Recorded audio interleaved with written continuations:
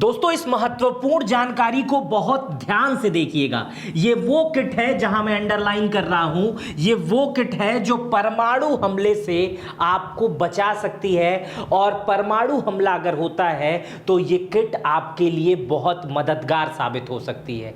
इस किट का इस्तेमाल तमाम विकसित देश करते हैं। इस किट का इस्तेमाल रशिया और यूक्रेन के युद्ध में आम नागरिकों ने किया और ये किट घर पे ही बनाया, कुछ जरूरी सामान उसमें रखे।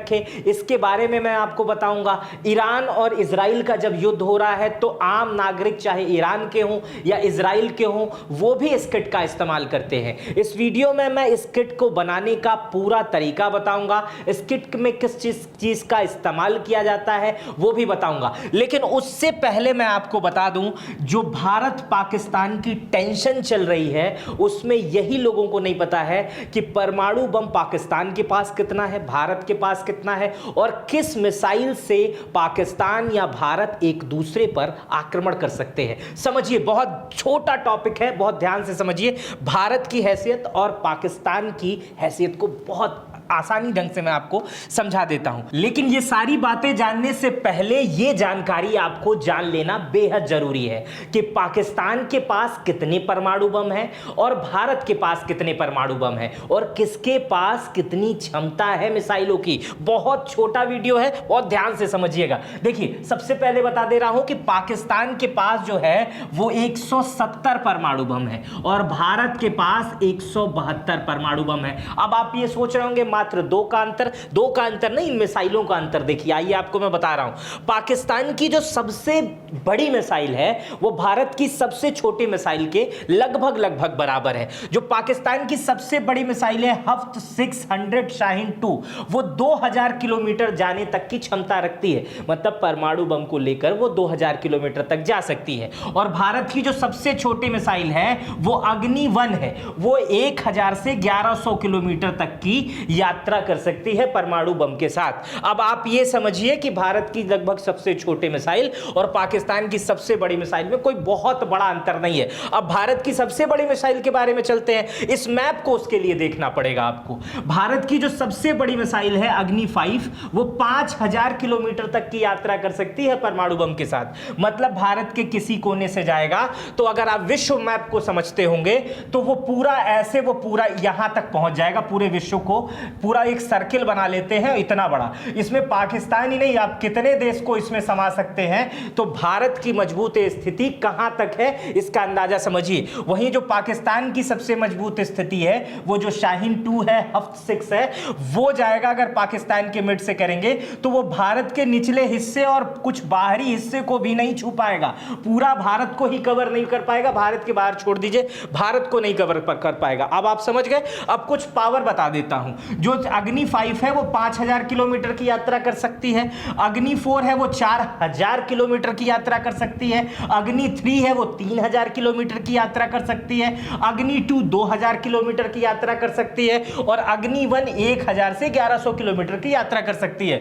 उसी तरह पाकिस्तान का बता दे रहा हूं, उसमें जो हथ 6 है वो 2000 किलोमीटर, हथ 5 है वो 1300 किलोमीटर, हथ 4 है वो 750 किलोमीटर, हथ 7 है जिसको बाबर एआई क्रूज मिसाइल कहते हैं वो है 450 किलोमीटर और हफ्त 1 है वो 70 किलोमीटर। ये कंपैरिजन मैं आपको बता दिया और ये कंपैरिजन मिसाइलों का ही नहीं है, इसमें बहुत ज्यादा जरूरत होती है आत्मबल की। और आत्मबल कितना कहां का मजबूत है ये आप अच्छे से बेहतर से समझ रहे होंगे। अब ये परमाणु को समझने के बाद परमाणु बम को गिरने की स्थिति में कितने चरण होते हैं इसको बहुत ध्यान से समझिए, क्योंकि इसी के बाद आप उस किट का इस्तेमाल कर पाएंगे अगर कभी ऐसी घटना होती है तो। पहले बहुत ध्यान से देखिए क्योंकि यही चरण आपको समझाएंगे कि कब और किट का इस्तेमाल कैसे करना है। देखिए, सबसे पहला चरण होता है ब्लास्ट एंड थर्मल इफेक्ट, जिसको विस्फोट और तापीय प्रभाव कहते हैं। दूसरा चरण होता है विकिरण प्रभाव, जिसको रेडिएशन इफेक्ट कहते हैं। तीसरा चरण होता है फॉलआउट। तो सबसे पहला चरण को पहले समझते हैं। जो पहला चरण होता है विस्फोट और तापीय प्रभाव, इसमें तत्कालिक चरण है। यह एक तत्कालिक चरण है जिसमें परमाणु विस्फोट से उत्पन्न होने वाली प्रचंड ऊर्जा तरंगे, शॉकवेव और तीव्र गर्मी तापीय विकिरण फैलती है। इससे इमारत नष्ट हो जाती है, लोग जल जाते हैं और आसपास के क्षेत्र में तुरंत ये प्रभावी हो जाती है। मतलब इनके कहने का ये है कि जैसे ही परमाणु बम गिरता है, जो 5 किलोमीटर के लगभग एरिया होता है वो गल जाता है, क्योंकि परमाणु बम गिरने से लगभग 10,000 सेंटीग्रेड का तापमान उत्पन्न होता है। यही इसलिए उत्पन्न होता है क्योंकि उसमें यूरेनियम होता है और यूरेनियम की 1 किलो की क्षमता 27 लाख किलो कोयले की क्षमता होती है। मतलब 1 किलो यूरेनियम से 27 लाख किलो तक के कोयले की एनर्जी होती है। तो यही अंदाजा लगाइए कि एक परमाणु बम जब गिरता है तो लगभग 5 किलोमीटर का जो दायरा होता है वो जलता नहीं है, गल जाता है। जो ईंट की इमारतें होती हैं वो गलने लगती हैं। जो अगर उस एरिया में कोई ट्रेन जाती रहे या हवाई जहाज हो तो वो गल जाएगा, पिघल जाएगा, तो वहां कोई भी बचने का चांस नहीं होता है। 5 किलोमीटर के बाद की प्रक्रिया ऐसी होती है जहां बचने के चांसेस होते हैं। जिस किट को मैं आगे बताने जा रहा हूं, इस किट का आप इस्तेमाल कर सकते हैं। जो दूसरी प्रक्रिया होती है उसे कहते हैं विकिरण प्रभाव, रेडिएशन इफेक्ट। यह प्रक्रिया 5 किलोमीटर के बाद से शुरू होती है। जैसे जहां 5 किलोमीटर तक तो कुछ नहीं बचा, लेकिन उसके बाद से परमाणु बम के जो विकिरण होते हैं, रेडिएशन होते हैं, वो चारों तरफ फैलने रहते हैं और ये रेडिएशन सीधे आपके थायराइड ग्लैंड में घुस जाते हैं और व्यक्ति को इस दुनिया में न रहने पे मजबूर कर देते हैं, खत्म करने पे मजबूर कर देते हैं। तो आप समझिए दूसरी जो प्रक्रिया होती है वो रेडिएशन इफेक्ट होती है। ये विस्फोटक के तुरंत बाद होती है। इसमें गामा और न्यूट्रॉन जैसे आयनकारी विकिरण फैलते हैं। यह जीवित प्राणियों में तीव्र रेडिएशन की बीमारी का शिकार बना सकता है जो घातक हो सकता है। यह दूसरी प्रक्रिया है। और जो तीसरा होता है वो फॉलआउट होता है। फॉलआउट जो है वो लगभग 100 किलोमीटर दूर तक होता है। इस फॉलआउट के प्रक्रिया में ही भी लोगों की जान जा सकती है, क्योंकि फॉलआउट में जब कोई चीज ब्लास्ट होती है तो वो आसमान में अपना एक बादल बना लेती है।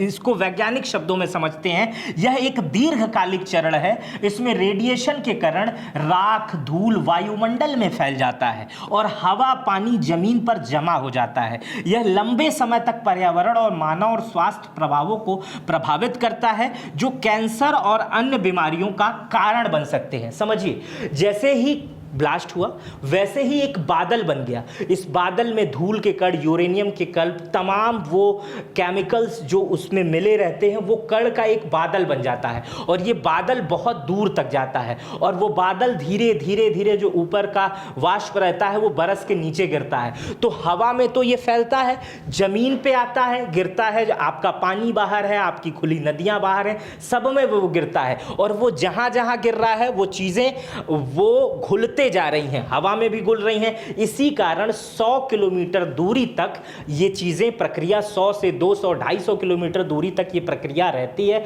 और व्यक्ति को उसी क्षेत्र में बचना रहता है। ऐसा कभी ना हो, लेकिन अगर ऐसा होता है और आप उसके परिधि में हैं, उसमें 5 किलोमीटर वाले परिधि में नहीं है, उससे बाहर हैं, तो आप अपने आप को कैसे बचाएं वही मैं आपको आगे बताने जा रहा हूं। ये किट कितना जरूरी है आपके लिए, ये किट बनाना, ये किट रखना कितना जरूरी है, इसका अंदाजा आपको इसको देखने के बाद लग जाएगा। तो देखिए, सबसे पहले आप जब सुरक्षित स्थान का चयन कर लेंगे, सुरक्षित स्थान के चयन में मैं इससे पहले बता चुका हूं, लेकिन अभी बता दे रहा हूं कि आपके अगल बगल कोई बंकर तो होगा नहीं। आपके घर में सबसे सुरक्षित जगह जो होती है वो कमरे का बाथरूम होता है। अगर उस बाथरूम में गए हो और एग्जॉस्ट वगैरह सारी चीजें बंद कर लिए हो, छोटा कमरा है, सब कुछ बंद कर ले हो, तो उसके बाद से आपको ये सामान रखना, उस किट, जैसे ही ऐसी घटना होती है वैसे वो किट का बैग लेके बाथरूम में आदमी को जाना होता है और अपने आप को पैक कर लेना होता है। तो उस स्थिति में आपके पास क्या क्या रहना चाहिए ये मैं आपको बता दे रहा हूं। इसको मैंने 5 भागों में विभक्त किया है।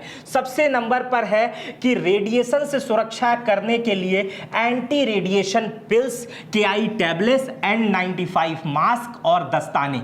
देखिए, एंटी रेडिएशन पिल्स एक KI टैबलेट होती है जो इस समय दुकानों पर उपलब्ध है। इसका इस्तेमाल इस्तेमाल यूक्रेन, रसिया और इजराइल, ईरान के युद्ध में हुआ था। ये वो दवा है जो रखी जाती है और कभी भी जब रेडिएशन फैलता है तो इस दवा का उपयोग किया जाता है। इस दवा के उपयोग करने से आपके जो थायराइड ग्लैंड होती है इसमें रेडिएशन जो है वो नहीं पहुंच पाता है और आदमी की जान बच जाती है। और जब दूसरा विश्व युद्ध हुआ था तो इसी एंटी रेडिएशन पिल्स की वजह से, KI टैबलेट की वजह से बहुत सारे लोग आज भी सुरक्षित हैं। आप इसको समझ गए। दूसरा N95 मास्क। N95 मास्क आप बेहद उससे परिचित होंगे। जब कोविड का समय आया था तो N95 मास्क बाजार में उपलब्ध था। तो उस किट में दस्ताने होने चाहिए, ग्लव्स इसलिए होने चाहिए क्योंकि चारों ओर रेडिएशन फैला हुआ है। जब आप किसी को छुएं, अपने परिवार के छुएं या कोई भी चीज़ छूने जा रहे हो या ऐसी चीज़ करने जा रहे हो तो एक बार इस्तेमाल करने के बाद उसको किसी पैक पॉलीथीन में उसको दोबारा रख देना है और उसका इस्तेमाल नहीं करना है। इसलिए अधिक संख्या में दस्ताने भी जो होते हैं उसको रखना बहुत ज़रूरी है, जिसका इस्तेमाल अक्सर मेडिकल वाले लोग करते रहते हैं। मेडिकल दस्ताने पे उपलब्ध होती है। देखिए, तो दूसरा है खाद्य सामग्री से जुड़ी हुई चीज़ें। दाल चावल रोटी सब्जी नहीं रखना है। जो सामान्य युद्ध की स्थिति में जब कर्फ्यू लग जाता है, जब युद्ध की घोषणा हो जाती है, ब्लैकआउट होता है, तो लोग अपने घरों में राशन रख लेते हैं कि बाहर युद्ध चल रहा है, बाहर तो निकलना नहीं है, घर के अंदर ही रखना है, तो राशन हम रख लेते हैं। लेकिन इस परमाणु युद्ध के समय इसमें राशन नहीं, जो चीज़ें रखनी होती हैं वो मैं बता रहा हूं। इसमें रखना होता है पानी की छोटी छोटी बोतल, बड़ी वाली नहीं, छोटी छोटी 200-200 ml वाली रखिए, क्योंकि एक बार पीने के बाद आपको दोबारा उस बोतल को नहीं टच करना, ऊपर से पीना है, किनारे रख देना है। पानी की बोतल भारी संख्या में, क्योंकि आपको कम से कम जो बचाव दल है या उस क्षेत्र में आने के समय ये इसमें 4 दिन लग सकता है, 1 हफ्ता लग सकता है, 10 दिन लग सकता है, लेकिन कम से कम आपको 72 घंटे तक का आपको प्रिकॉशन लेके चलना है। तो पानी की छोटी छोटी बोतल जिसका एक बार उपयोग किया जा सके, और डिब्बा बंद भोजन, सूखे मेवे, ग्लूकोज के बिस्किट, छोटे छोटे पैकेट, छोटे छोटे ग्लूकोज के बिस्किट के पैकेट, ताकि एक बार पैकेट फाड़ा, धीरे से मुंह में डाला, पानी पिया और अपने आप को बचा के एक जगह बैठे हैं सेफ। उस समय पेशेंस का वक्त होता है, पेशेंस का समय होता है, क्योंकि ये चीज़ें किसी से ने देखी नहीं है, लेकिन जिसने भी देखी हैं उनकी कल्पनाओं के आधार पर और जो उसकी महत्वता है, जो परमाणु बम है, जो उसका प्रकोप है, उसको समझ के ये सारे इंस्ट्रक्शन इंटरनेशनल गाइडलाइन में दिए हुए हैं कि ऐसे ही रहना है आपको। चलिए आगे समझाते हैं कि कम्युनिकेशन के लिए आपको क्या रखना है, संचार संबंधित चीजें आप बात कैसे कर सकते हैं। अब आप समझ रहे होंगे कि हमारे पास तो फोन है, आईफोन 16 प्रो मैक्स रखे हैं, 2 टीवी, तो वो काम ही नहीं करेगा। इसलिए क्योंकि जैसे ही गिरेगा वैसे इंटरनेट संचार खत्म, ऊपर से तार वार सब गायब, बिजली सब गायब। तो आपको रखना क्या है, आपको रखना है हैंड क्रैक चार्जर, जिससे आप अगर आपके पास मोबाइल है भी और कभी नेटवर्क आए तो चार्ज कर सकते हैं। एक डायनेमो पद्धति का चार्जर होता है, वो ऐसे आप उसको जब करेंगे तो वो चार्ज करना शुरू कर देगा। दूसरा आपको रखना है बैटरी वाला रेडियो, क्योंकि रेडियो जो होता है वो सैटेलाइट सिस्टम से होता है। रेडियो जो होता है वो सैटेलाइट सिस्टम से काम करता है। रेडियो आप अंदर रखे रहेंगे और रेडियो का प्रसारण 1000 किलोमीटर दूर से भी होगा तो आप तक पहुंच जाएगा, और रेडियो सिर्फ बैटरी से चलता है। टीवी को चलाने के लिए इन्वर्टर की जरूरत पड़ेगी, चीज़ों की जरूरत पड़ेगी, बाहर टाटा स्काई की जरूरत पड़ेगी, टाटा स्काई का ही टावर टूट गया रहेगा, जो लोकल नेटवर्क है वो टूट गया रहेगा, वाईफाई का नेटवर्क टूट गया रहेगा, तो कुछ ऐसा नहीं आएगा। लेकिन रेडियो फ्रीक्वेंसी से चलता है, और फ्रीक्वेंसी 1000 किलोमीटर दूर से भी अगर प्रसारण होगा तो आपको पता चल जाएगा। तो रेडियो और बैटरी आपको रखना है। आपातकालीन सीटी रखनी है, एक सीटी आती है जो बहुत जोर जोर से बजती है।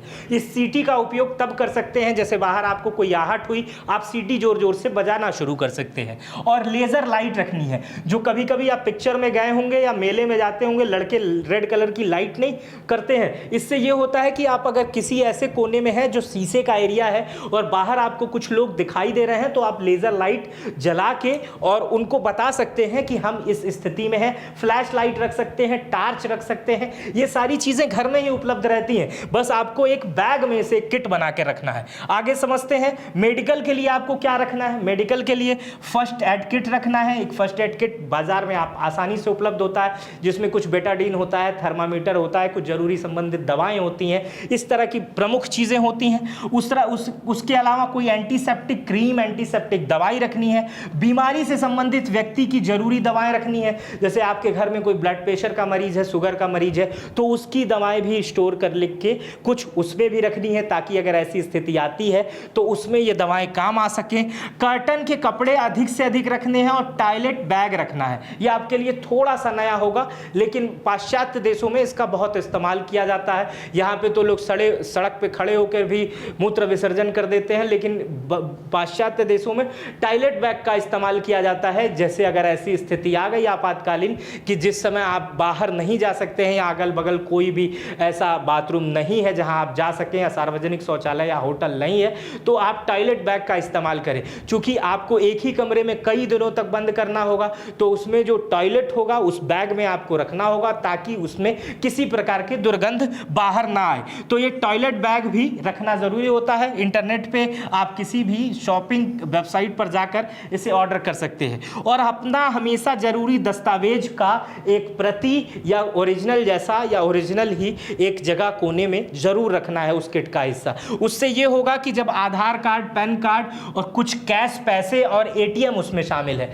कि जैसे इस अवस्था में आप आ गए तो इस अवस्था में आपको वहां तो रखा नहीं जाएगा, जब भी कोई बचाव दल आएगा आपको बाहर ले जाएगा, और जब बाहर ले जाएगा तो आपको जरूर पैसे की जरूरत पड़ेगी, जरूर अपना पहचान बताने की जरूरत पड़ेगी, सारी चीजें उस समय जरूरत पड़ेंगी, क्योंकि नई जिंदगी आपकी बहुत दिनों तक वहां तो अब रहेगी नहीं, अब सब कुछ नई जगह शिफ्ट करना होगा। तो आपको वो जरूरी दस्तावेज, पैसे संबंधित चीजें, आपको लगभग वो चीजें जो बाहर जाकर तुरंत आप जिससे कैश कर लें, चीजें जिसका यूज कर लें, वो चीजें आपको अपने पास रखनी जरूरी हैं। ये सारी चीजें एहतियात के आधार पर है। इंटरनेशनल जगहों पर इन चीजों का उपयोग किया गया है। गाइडलाइन है, जहां जहां युद्ध किए जाते हैं ऐसी गाइडलाइन लिखी हुई आती है। तो मैंने सोचा कि अगर भारत पाकिस्तान टेंशन चल रहा है, और 2019 में टाइम्स ऑफ इंडिया में एक आर्टिकल प्रकाशित हुआ था जिसके अनुसार भी कहा गया था कि 2025 में पाकिस्तान जो है वो न्यूक्लियर वाला हमला कर सकता है। तो उस स्थिति में अगर ऐसी स्थिति आती है और विश्व युद्ध या तो होता है या न्यूक्लियर हमला होता है अगली बार, तो उसमें ये जानकारी, ये किट आपके बहुत काम आ सकती है। फिलहाल आपको ये वीडियो कैसी लगी मुझे कमेंट बॉक्स में बताइएगा।